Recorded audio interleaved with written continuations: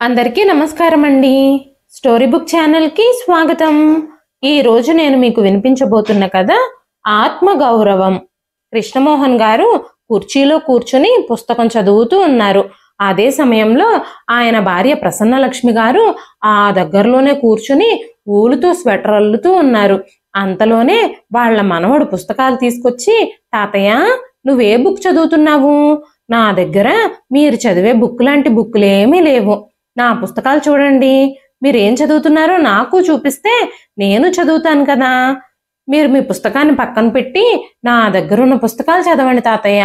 చాలా బాగున్నాయి నా పుస్తకాలు.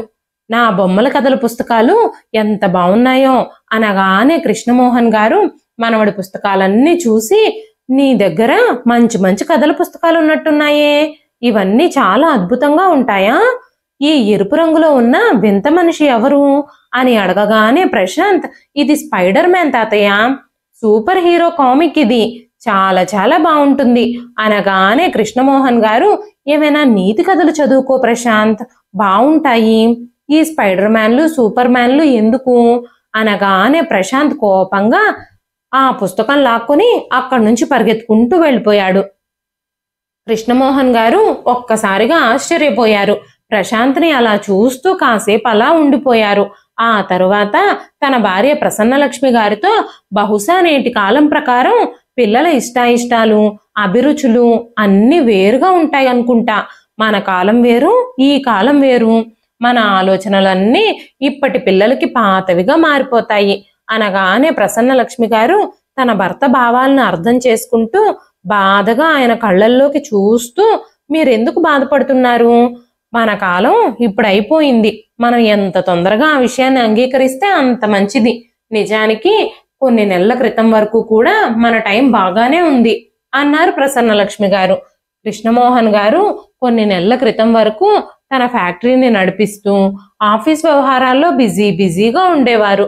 కొడుకు ప్రవీణ్తో కలిసి ఫ్యాక్టరీలో పనిచేస్తూ ఉండేవారు. బిజినెస్ ని చాలా బాగా నిర్వహించేవారు. కానీ ఒకరోజు అకస్మాత్తుగా ఆయనకి గుండె నొప్పి వచ్చింది. ఆయన ఒళ్ళంతా చెమటలతో తడిసిపోయింది. ఆఫీస్ నుంచే అట్నుంచటే డాక్టర్ దగ్గరికి తీసుకెళ్లారు.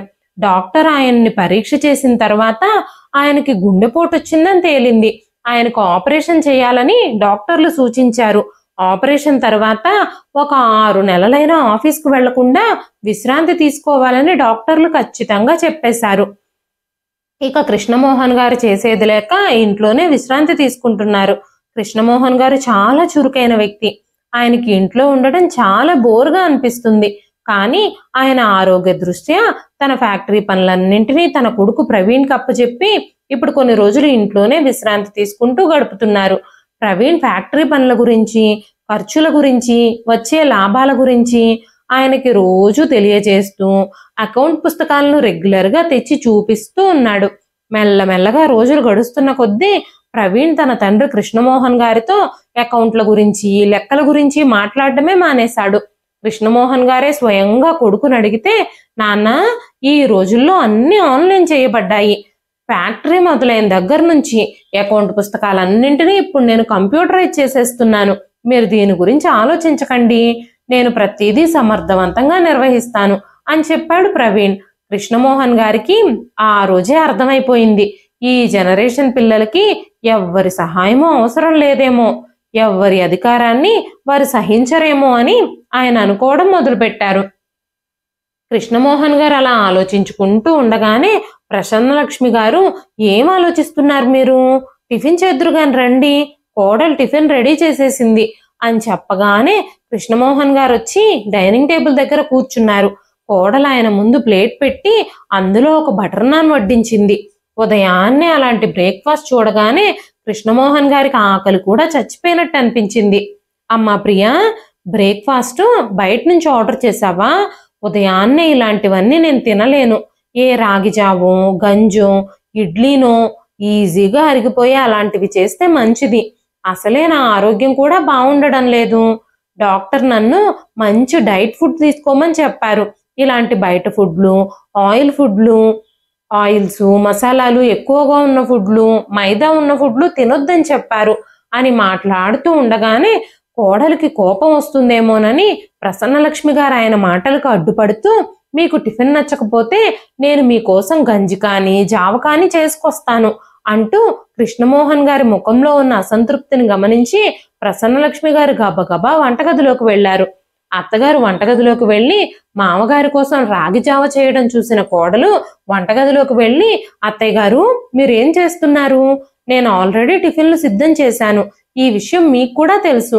మరి మీరు వంటగదిలో ఇప్పుడు చేసే పనేంటి అనగానే ప్రసన్నలక్ష్మి గారు, అమ్మా ప్రియా, మీ మామయ్య గారికి ఆ బటర్ నాన్లు బ్రెడ్ జామ్లు అంటే పెద్దగా ఇష్టం ఉండవు. అందుకే ఆయన కోసం జావ చేయడానికి వచ్చాను అనగానే, ప్రియ ఇప్పుడు పిల్లలకి స్కూల్కి వెళ్ళే టైం అయింది, మీ అబ్బాయికి కూడా ఆఫీస్కి వెళ్ళే టైం అయింది. ఇప్పుడు నేను పిల్లల కోసం లంచ్ బాక్సులు టిఫిన్ బాక్సులు ప్యాక్ చేయాలి. వంటగదిలో నేను హడావిడిగా పని చేసుకుంటూ ఉంటాను. అయినా గాని మామయ్య గారు ఇప్పుడు ఎక్కడికి వెళ్ళాలట? కాసేపు కూడా ఆగలేరా? ఆయనకి ఇప్పుడు పని పాట ఏం లేదు కదా, ఇంట్లో ఖాళీగానే కూర్చుంటున్నారు కదా, కాసేపు అలా పక్కన కూర్చుంటే ఏమైందట? ఇంత హడావిడిగా పొద్దున్నే టిఫిన్ చేసేయాలా ఏమిటి అంటూ కోడలు మాట్లాడుతున్న మాటలు కృష్ణమోహన్ గారి హృదయంలో బాణాల్లా గుచ్చుకున్నాయి. కోడలు అత్తగారి మీద కూడా నోరు పారేసుకుంది. ప్రసన్నలక్ష్మి గారు వంటగదిలో నుంచి బయటకొచ్చి కృష్ణమోహన్ గారి దగ్గరకు వెళ్లారు.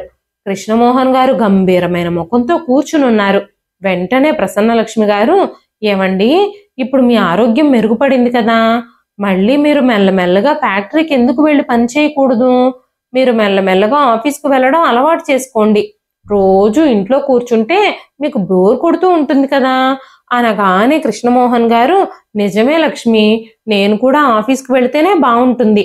ఇక్కడ ఇంట్లో ఇలాంటి మాటలు విని అనవసరంగా మనసు పాడు చేసుకోవడం కంటే ఆఫీస్కి వెళ్ళడమే మంచిది అన్నారు కృష్ణమోహన్ గారు.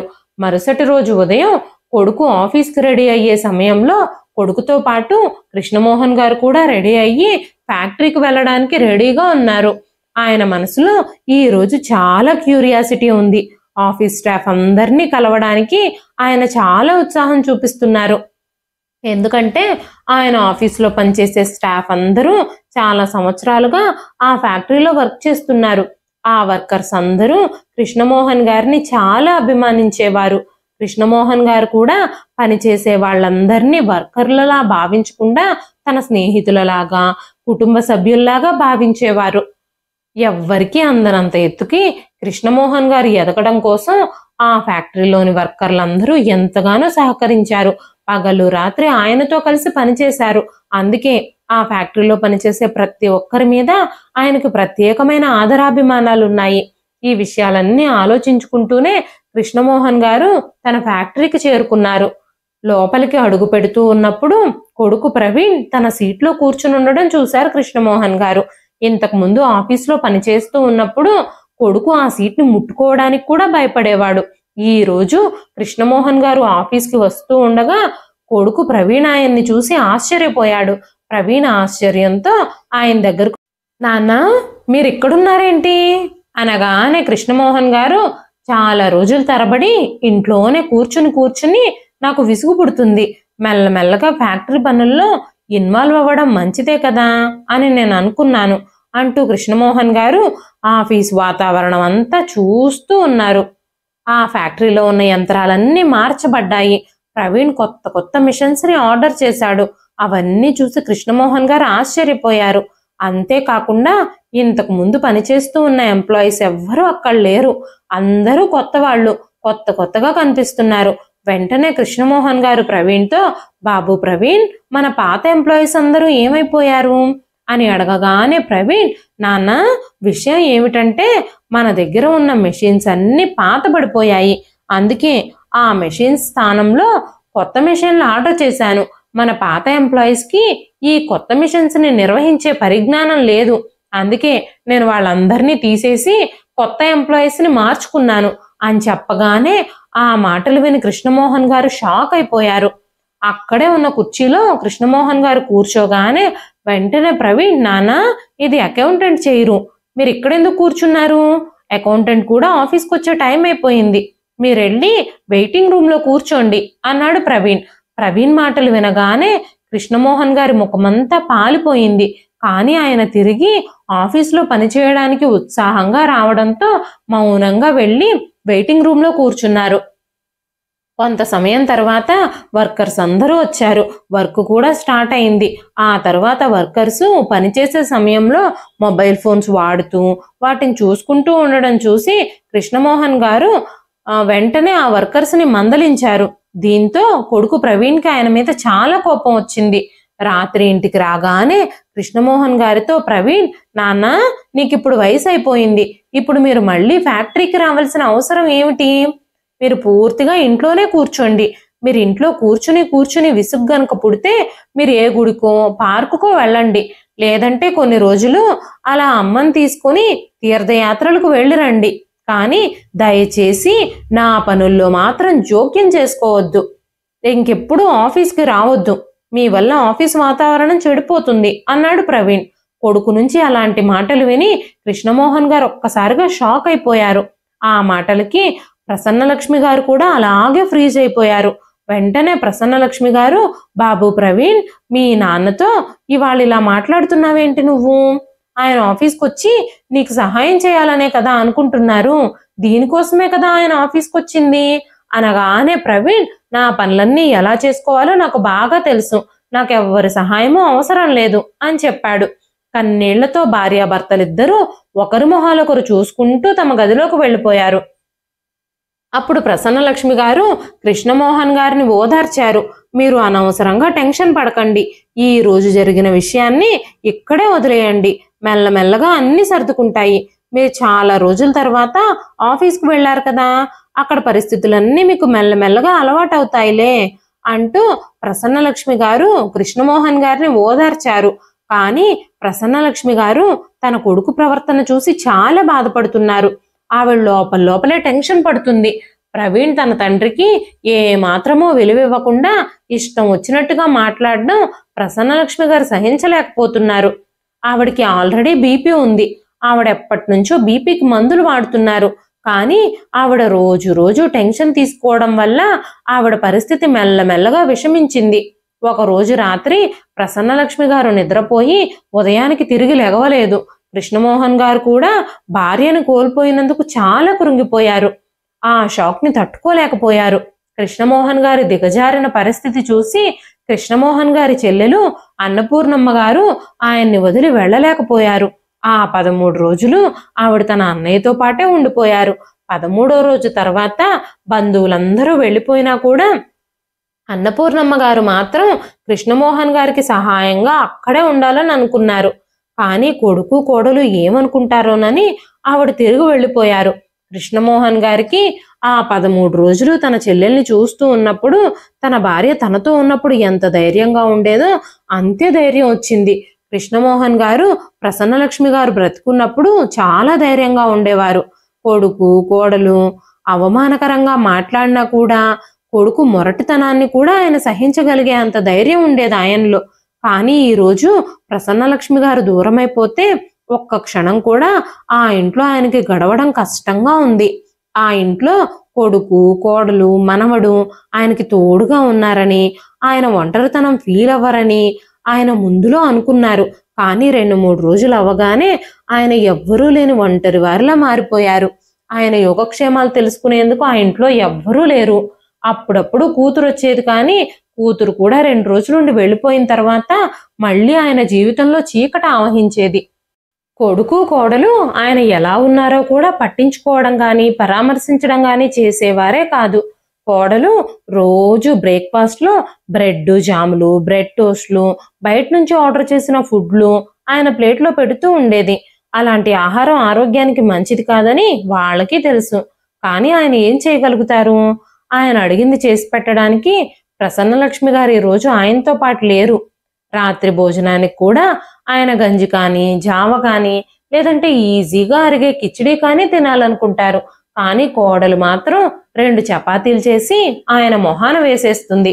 ఆయన నిశ్శబ్దంగా టిఫిన్ తిని లోపలికి వెళుతూ ఉన్నప్పుడు అకస్మాత్తుగా డోర్ బెల్ మోగింది.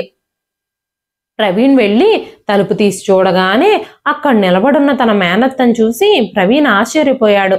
అంతేకాకుండా ఆవిడ చేతిలో ఉన్న పెద్ద బ్యాగ్ని చూసి ప్రవీణ్ షాక్ అయిపోయాడు. వెంటనే కృష్ణమోహన్ గారు ప్రవీణ్తో, బాబు ప్రవీణ్, నా ఆరోగ్యం అస్సలు బాగుండడం లేదు. అందుకే అన్నపూర్ణని కొన్ని రోజులు ఇక్కడే ఉండడానికి పిలిచాను. అన్నపూర్ణ అయితే నన్ను కాస్త జాగ్రత్తగా చూసుకుంటుంది అనగానే ప్రవీణ్, నాన్న, ఇప్పుడు అత్తని ఇబ్బంది పెట్టాల్సిన అవసరం ఏమొచ్చింది? నా భార్య ఇంట్లోనే ఉంది కదా, తను మిమ్మల్ని బాగానే చూసుకుంటుంది కదా. నా ఉద్దేశం ఏమిటంటే ఆవిడకు కూడా ఒక కుటుంబం ఉంది కదా అనగానే కృష్ణమోహన్ గారు కొడుకు మాటలకి అడ్డుపడుతూ, ఇందులో సమస్య ఏముంది? కొన్ని రోజులు నా చెల్లెలు మన ఇంట్లో ఉంటే వాళ్ళింట్లో ఏమీ ఇబ్బంది ఉండదులే. ఆ ఇల్లు చూసుకోవడానికి ఆ ఇంట్లో చాలా మందే ఉన్నారు అన్నారు.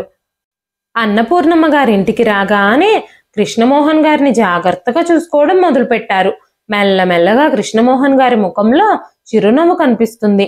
అన్నపూర్ణమ్మ గారు కృష్ణమోహన్ గారికి కావలసినవన్నీ వండి పెడుతూ, ఆయనకి సమయం ప్రకారం ఫ్రూట్లు, జ్యూసులు, అంతేకాకుండా మందుల విషయంలో కూడా పూర్తిగా జాగ్రత్తలు తీసుకుంటున్నారు. ఆయనకి ఈజీగా అరిగే భోజనం చేసి పగలు రాత్రి సమయానికి అందిస్తున్నారు. అప్పుడప్పుడు కూతురు కూడా తండ్రి యోగక్షేమాలు కనుక్కోవడానికి వస్తూ ఉండేది. మెల్లమెల్లగా కృష్ణమోహన్ గారు భార్య పోయిన బాధలు మర్చిపోవడానికి ప్రయత్నిస్తున్నారు. అయితే ముక్కు మీద కోపం ఉన్న కోడలు ప్రియ మాత్రం ఈవిడ అత్తగారిలా పెత్తనం చేస్తూ, నా పనులన్నింటిలో అడ్డుపడుతూ నా ఇంట్లో ఉండడం నాకు ఇష్టం లేదు అంటూ అన్నపూర్ణమ్మ గారిని ఇబ్బంది పెట్టడం మొదలుపెట్టింది. అన్నపూర్ణమ్మ గారిని చులకనగా చూడడం, సూటిపోటి మాటలు మాట్లాడడం మొదలుపెట్టింది. ఒకరోజు ప్రియ అన్నపూర్ణమ్మ గారితో, చూడండి పిన్ని గారు, మా అత్తయ్య గారు చనిపోయిన తర్వాత మామయ్య గారు ఒంటరితనం ఫీల్ అవుతున్నారని నాకు కూడా అర్థమవుతుంది. అలా అని చుట్టాలు పక్కాలు అందరూ వచ్చేసి మా ఇంటి మీద పడమని కాదు కదా. 4 రోజులకోసారి ఆయన కూతురు ఫోన్ చేస్తూనే ఉంటుంది. ఇక మీరు ఎక్కడెందుకు, మామయ్య గారిని మేము చూసుకుంటాం అంటూ మాట్లాడుతూనే ఉంది. ఈ విషయంలో ప్రియ ప్రవీణ్తో కూడా గొడవ పడుతూ ఉండేది. భార్య పోరు పెట్టడంతో భార్య మాటలు విని విని విసిగిపోయిన ప్రవీణ్ ఒకరోజు ఉదయం కృష్ణమోహన్ గారిని గుడికి తీసుకెళ్లి తన తండ్రి దగ్గరే కూర్చుని, నాన్న, అత్త మన ఇంట్లో ఉండడం ప్రియకి అస్సలు ఇష్టం లేదు. ప్రతి పనిలోనూ అత్తయ్య నా భార్యని నిందిస్తూనే ఉంటుంది. అత్తయ్యని ఇంట్లో ఉంచుకుంటే మన ఇంటి ఖర్చులు కూడా పెరిగిపోతున్నాయి. ఒక వ్యక్తి ఇంట్లో అదనంగా వేరే వాళ్ళు ఉంటే బడ్జెట్లో కూడా తేడాలు వచ్చేస్తాయి కదా. ఎన్ని రోజులని ఆవిడ బాధ్యతలు మనం వహిస్తాము అనగానే కృష్ణమోహన్ గారు, మనం నా చెల్లెల బాధ్యత ఏం తీసుకుంటున్నాము? తను వచ్చిన దగ్గర నుంచి నాకు చాలా హాయిగా అనిపిస్తుంది. నా పనులన్నీ చక్కగా చేసి పెడుతుంది. నా హృదయంలో బాధ ఉన్నా సంతోషం ఉన్నా తనతోనే పంచుకుంటున్నాను. అందుకే నా చెల్లెలు కొన్ని రోజులు ఇక్కడే ఉండమని నేను అడిగాను. తన ఇంట్లో ప్రత్యేకంగా ఎవరూ లేరు. మీ మామయ్య కూడా చనిపోయారు. ఇక కొడుకు కోడలు ఎవరి పనులు వాళ్ళు చూసుకోగలరు కాబట్టి తను ఎక్కడున్నా అంత ప్రాబ్లం ఏముంది? ఇంకా తన ఖర్చులు అంటావా, తనకి ఫంక్షన్ వస్తుంది. తన మందుల ఖర్చులు, తన ఖర్చులు స్వయంగా చూసుకుంటుంది. మనకి తన భారం ఎలా అవుతుంది? అయినా నా చెల్లెలు నీ భార్య విషయంలో అస్సలు జోక్యం చేసుకోదు. ప్రియే కావాలని ఇలా మాట్లాడుతుంది. నా చెల్లెలు రాకముందు ఈ ఇంట్లో నేను చాలా ఒంటరితనం ఫీల్ అయ్యేవాణ్ణి. ఇప్పుడు నాకు తను తోడుగా ఉండడం వల్ల నా పరిస్థితి కూడా కొంచెం మెరుగ్గానే ఉంది అని చెప్పగానే ప్రవీణ్, నాన్న, నువ్వు ఒంటరితనం ఫీల్ అవ్వాల్సిన అవసరం ఏముంది? నువ్వు అప్పుడప్పుడు చెల్లికి ఫోన్ చేస్తూ ఉండు, కాసేపు గుడికి వెళ్ళు, పార్కులో వాకింగ్ చేస్తూనూ ఉండు. అలా నీ రోజు గడిచిపోతుంది నీకు. ఇంక అత్తను మన ఇంట్లో ఉంచుకోవడం కుదరదు. ఆమెను వాళ్ళ ఇంటికి పంపించేసేయ్ అని మాట్లాడాడు ప్రవీణ్. ఆ మాటలు కృష్ణమోహన్ గారి హృదయాన్ని లోపలే గాయపరిచాయి. అక్కడి నుంచి వెళ్ళిన తర్వాత కూడా ఆయన ఏమీ మాట్లాడలేకపోయారు. తన చెల్లెలతో కూడా ఏమీ చెప్పలేకపోయారు. ఇప్పుడు తన కొడుకు కోడలికి అన్నపూర్ణమ్మ గారు ఆ ఇంట్లో ఉండడం అస్సలు ఇష్టం లేదు. ఆమెను ఇంటి నుంచి పంపించేయడానికే ప్రయత్నాలు చేస్తున్నారు. ఇంకా ఇద్దరూ దిగజారి అన్నపూర్ణమ్మ గారిని అవమానిస్తారు.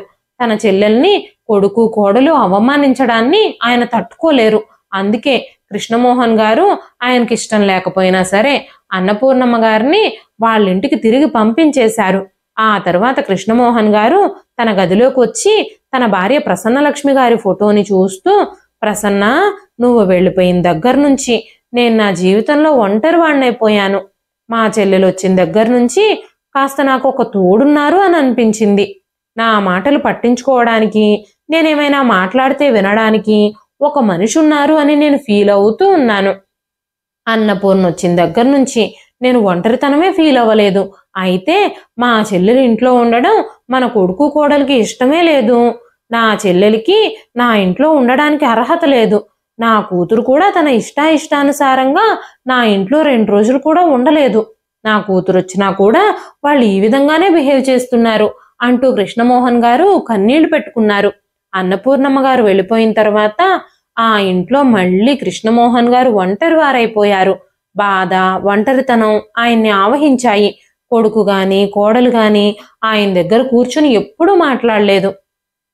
ఆయన చెల్లి ఆ ఇంట్లో ఉన్నప్పుడు ఆయన కోసం తేలిగ్గా అరిగే భోజనం సిద్ధం చేసేది. కానీ అన్నపూర్ణమ్మ గారు వెళ్ళిపోయిన తర్వాత కోడలు బ్రెడ్ టోస్ట్లు, బ్రెడ్ జాములు, బ్రెడ్కి బటర్ రాసేసి ఆయన మొహం మీద వేసేస్తూ ఉండేది. అవి తినడం వల్ల కృష్ణమోహన్ గారికి కడుపులో నొప్పిగా ఉండేది.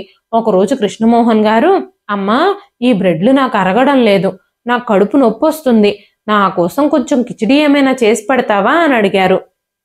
కృష్ణమోహన్ గారు తన కోడలు తనకి కిచిడి చేసుకొస్తుందేమోనని చాలాసేపు వెయిట్ చేస్తూనే ఉన్నారు. చాలాసేపు వెయిట్ చేసిన తర్వాత కూడా కోడలు ఏమీ తీసుకురాలేదు. ఆ తర్వాత కృష్ణమోహన్ గారు మళ్ళీ కోడల్ని పిలిచారు. అప్పుడు కోడలు ప్రియ పెద్ద గొంతుతో, రోజంతా అది చెయ్యి ఇది చెయ్యి అంటూ నా తల తింటూనే ఉంటారా అని కోపంగా అరిచింది. నా ఇంట్లో పనులన్నీ ఇప్పటి వరకు అవ్వలేదు. మీ ఆర్డర్లు అప్పుడే మొదలైపోయాయి. నాకు 10 చేతులు ఏమీ లేవు. అందరి పనులు నేనే చెయ్యాలి. మీరు కాసేపు కూడా ఆగలేరా అని అరుస్తూ ఉంది కోడలు. కృష్ణమోహన్ గారికి చాలా బాధగా అనిపించింది. ఆయన మనసంతా విరిగిపోయినట్టుగా అయ్యింది. వెంటనే ఆయన తిరిగి తన గదిలోకి వచ్చేశారు. ఆయనకి ఆకలి కూడా చచ్చిపోయింది. కోడల్ని భోజనం అడిగి తప్పు చేశాను అని ఆయన చాలా బాధపడ్డారు. కోడలు ఇష్టం వచ్చింది వండి తింటే తినండి, లేకపోతే లేదు అంటూ ఆయన మొహాన పడేసేది. ఇప్పుడైనా ఎవ్వరితో అయినా తన బాధని చెప్పుకోవాలంటే ఎవరితో చెప్పుకోగలరా ఆయన? తన సంతోషాన్ని బాధల్ని పంచుకోవడానికి ఆ ఇంట్లో ఎవ్వరూ లేరు. కొడుకు అర్థం చేసుకోవడానికి సిద్ధంగా కూడా లేడు. సొంత కొడుకే ఆయన పరిస్థితి అర్థం చేసుకున్నప్పుడు కోడల్ని ఆయన ఏమని నిందించగలుగుతారు? వేరే వాళ్ళ నుంచి ఆయన ప్రేమని అభిమానాన్ని ఎలా ఆశించగలుగుతారు? కొడుకు పుట్టినప్పుడు వృద్ధాప్యంలో కొడుకు మనకి సేవ చేస్తాడు అని ఆశపడతారు తల్లిదండ్రులు. కానీ ఈరోజు కొడుకు కోడళ్ళకి వృద్ధాప్యంలో ఉన్న తల్లిదండ్రులు పనికిరాని వస్తువుల్లా కనబడుతున్నారు. కృష్ణమోహన్ గారు తన ఆలోచనలు ఎవ్వరితోనూ పంచుకోలేక లోపలే ఉక్కిరిబిక్కిరైపోతున్నారు. ఆ రోజు కృష్ణమోహన్ గారు కాసేపు పార్క్లో వాకింగ్ చేయడానికి వెళ్లారు. కాసేపు వాకింగ్ చేసిన తర్వాత ఇంటికి వస్తూ ఉన్నప్పుడు తన పాత స్నేహితుడు రాజారాం గారు కనిపించారు. చాలా రోజుల తర్వాత కృష్ణమోహన్ గారు రాజారాం గారిని చూడగానే ఆయన ముఖంలో ఆనందం వెల్లివిరిసింది. స్నేహితులిద్దరూ కలిసి తమ చిన్ననాటి జ్ఞాపకాలన్నీ నెమరు వేసుకున్నారు. రాజారాం గారు కృష్ణమోహన్ గారి కుటుంబం గురించి అడిగినప్పుడు కృష్ణమోహన్ గారి ముఖమంతా వాడిపోయింది. ఆయన కన్నీళ్లు పెట్టుకోవడం మొదలుపెట్టారు. చాలా రోజుల తర్వాత కృష్ణమోహన్ గారికి తన బాధ పంచుకోవడానికి ఒక స్నేహితుడు దొరికాడు. వెంటనే కృష్ణమోహన్ గారు తన బాధనంతా తన స్నేహితుడితో పంచుకోవడం మొదలుపెట్టారు. ఎన్నో ఏళ్ల క్రితం ఎంతో కష్టపడి ఫ్యాక్టరీని నిర్మించాను. కష్టపడి సంపాదించిన డబ్బులతో ఫ్యాక్టరీలోని మెషిన్స్ అన్ని కొన్నాను. చాలా నిద్రలేని రాత్రులు గడిపి ఫ్యాక్టరీ కోసం ఎంతగానో శ్రమించాను. కానీ ఈరోజు నా సొంత ఫ్యాక్టరీకి వెళ్ళడానికి కూడా నాకు అనుమతి లేదు. నా ఆరోగ్యాన్ని వృద్ధాప్యాన్ని సాకుగా చూపించి ఆఫీస్ వ్యవహారాలన్నీ కొడుకు చేతుల్లోనే పెట్టుకొని కొడుకు కనీసం నన్ను ఫ్యాక్టరీలో అడుగు కూడా పెట్టనివ్వడం లేదు. చదువుకుని తన కాళ్ళ మీద నిలబడ్డాడు. నా తర్వాత నా వ్యాపారాన్ని కూడా ముందుకు నడిపిస్తాడు అని అనుకున్నాను. కానీ నన్ను ఒక పనికిరాని వాళ్ళ చూస్తాడని, ఇలా పక్కకు నెట్టేస్తాడని, ఇంత దుర్బుద్ధి తనలో ఉందని నేను అస్సలు అనుకోలేదు. ఈరోజు తను పాతాళానికి దిగిపోయాడు అని మాట్లాడుతూ ఉండగానే రాజారాం గారు, కృష్ణమోహన్, ఇది నువ్వు బలహీనంగా ఉండాల్సిన సమయం కాదు, ధైర్యంగా ఉండాల్సిన సమయం. ధైర్యం తెచ్చుకో. నీ విలువేంటో నీ కొడుకుకి చూపించు. మనం మౌనంగా ఉంటే పనులు అవ్వవు. మనల్ని పనికిరాని వాళ్ళలానే చూస్తారు. ఈ రోజుల్లో ధైర్యంతో ఉంటేనే పనులు జరుగుతాయి అన్నారు రాజారాం గారు. తన స్నేహితుడి మాటలు తన హృదయంలో బలంగా నాటుకున్నాయి. ఆయన హృదయంలో కొత్త ధైర్యాన్ని నింపాయి.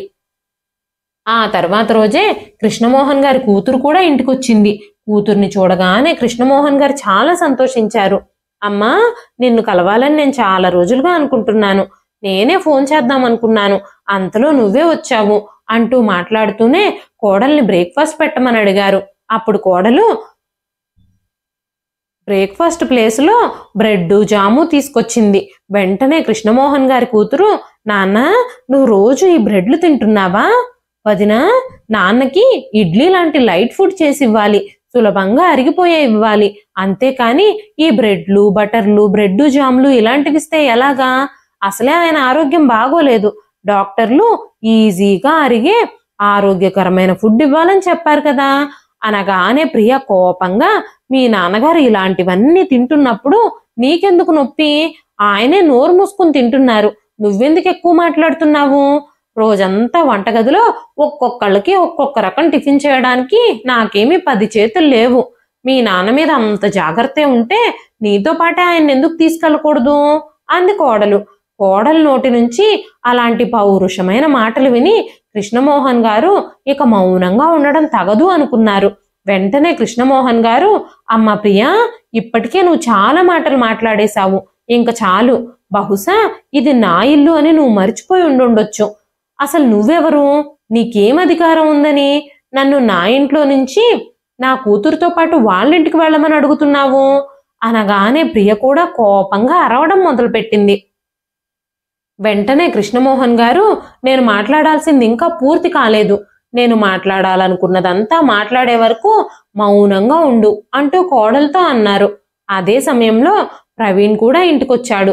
తన భార్యకి తండ్రికి మధ్యలో వాదన జరగడం చూసిన ప్రవీణ్ కృష్ణమోహన్ గారితో, నాన్న, ఏంటిది? ఏం చేస్తున్నారు మీరు? ఇంత షో చేయాల్సిన అవసరం ఏముంది అనగానే కృష్ణమోహన్ గారు, కోడలంత పెద్ద గొంతుతో నా మీద అరుస్తుంది, పెద్ద చిన్న నా వయసుకి మర్యాద కూడా ఇవ్వకుండా అరుస్తూనే ఉంది. కానీ నీకు ఆ మాటలేం కనిపించడం లేదు, నేను మాట్లాడిన మాటలే కనిపిస్తున్నాయి. నా ఫ్యాక్టరీని నేను కష్టపడి కట్టుకున్నాను, కష్టపడి డెవలప్ చేశాను, నా చెమటని రక్తంగా మార్చి ఆ ఫ్యాక్టరీని ఆ స్థితికి తీసుకెళ్లాను.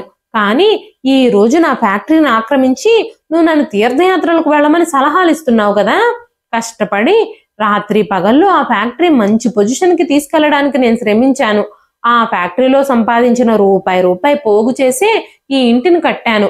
కానీ ఈరోజు నాకు వృద్ధాప్యం రాగానే నన్ను ఒక చచ్చిపోయిన శవంలా పరిగణిస్తున్నారు మీరు. రోజు ఉదయం టీ కోసం గంటలు గంటలు ఎదురు చూడాలి నేను. 2 పూట్ల భోజనం కోసం పదే నేను ఆరాట పడాలి.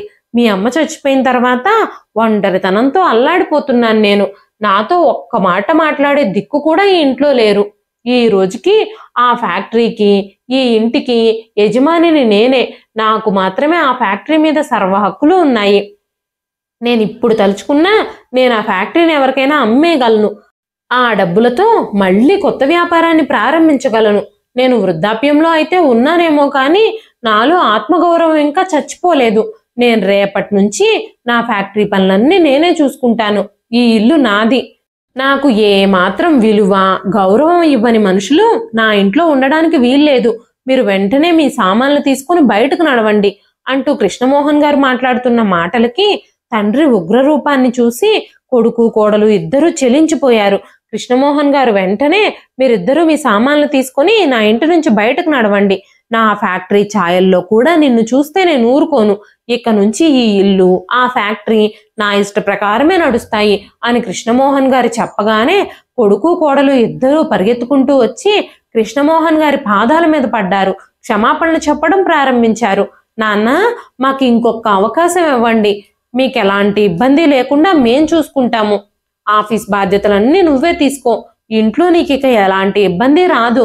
నిన్నిక మేము జాగ్రత్తగా చూసుకుంటాం. కానీ ఈ ఇంట్లో మమ్మల్ని ఉండనివ్వండి, మమ్మల్ని బయటకు గెంటేయొద్దు అంటూ బ్రతిమాలుతున్నారు కొడుకు కోడలు. కృష్ణమోహన్ గారు కొడుకు కోడలికి ఇంకొక అవకాశం ఇవ్వాలని అనుకోనే లేదు. తండ్రి ఆస్తిలో వాటా రాదని, ఇంటి నుంచి వెళ్ళిపోవాల్సి వస్తుందని మారిపోయినట్టు నటిస్తున్న కొడుకు కోడల్ని ఆ ఇంటి నుంచి బయటకు పంపించేశారు కృష్ణమోహన్ గారు. ఆయన రోజంతా ఆ ఇంట్లో పనిచేయడానికి ఒక పని మనిషిని పెట్టుకున్నారు. తన చెల్లెలు అన్నపూర్ణమ్మ గారిని తిరిగి ఆయన ఇంటికి పిలిపించుకున్నారు. వృద్ధాప్యంలో ఒంటరిగా ఉంటున్న అన్నపూర్ణమ్మ గారు కూడా తన అన్నయ్యతో కలిసి ఉండడానికి వెంటనే వచ్చేశారు. అన్న చెల్లెళ్ళిద్దరూ ఈ వయసులో ఆనందంగా ఒకరి కష్టాలు, బాధలు, ఆనందాలు పంచుకుంటూ ఆ ఇంట్లో ప్రశాంతంగా ఉంటున్నారు. ఇదండి ఈ రోజు కథ.